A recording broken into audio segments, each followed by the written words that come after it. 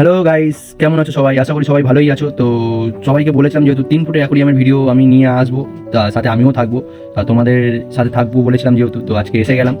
দেখতেই পাচ্ছ, আগের ভিডিওতে দেখেই নিয়েছো যে 3 ফুটের অ্যাকোরিয়ামটা আমি কি করেছি। তো খুব একটা হার্ডস্কেপ আমি করতে পারি না, যেটুকানি পেরেছি সেটুকানি করেছি। 3 ফুটের অ্যাকোরিয়ামে যতটা পেরেছি সাজানোর চেষ্টা করেছি। আর হ্যাঁ, কিছু 4টে নতুন মেম্বার অ্যাড হয়েছে। আর হ্যাঁ, প্রথমেই ক্ষমা চেয়ে নেবো, আজকে হয়তো আমার ব্যাক সাইড থেকে অনেক নয়েজ আসতে পারে, কারণ আমি আজকে মাইক ইউজ করছি না, ডাইরেক্ট আমি ভয়েস ওভার দিচ্ছি। তো তার জন্য প্রথমে ক্ষমা চেয়ে নেবো। আর হ্যাঁ, দেখতেই এবার টপিকে চলে আসি। টপিক হচ্ছে, যেহেতু আমাদের এই 3 ফুট অ্যাকোরিয়ামে এদেরকে দেওয়ার পরে এই 4টে নিউ পোলার প্যারট বলছি, sorry, new short body horn add করেছি 4খানা। আর আগের যে পোলার প্যারটগুলো দেখছো হয়তো কম কম লাগছে। হ্যাঁ, অবশ্যই কম কম আছে, কারণ আমার ভুল বলতে পারো বা আমার কপালের দোষ বলতে পারো। 2 ফুট অ্যাকোরিয়ামে যখন এরা ছিল তখন হঠাৎ একদিন কারেন্ট চলে যাওয়ার ফলে আমার অনেক পোলার প্যারট মারা যায়।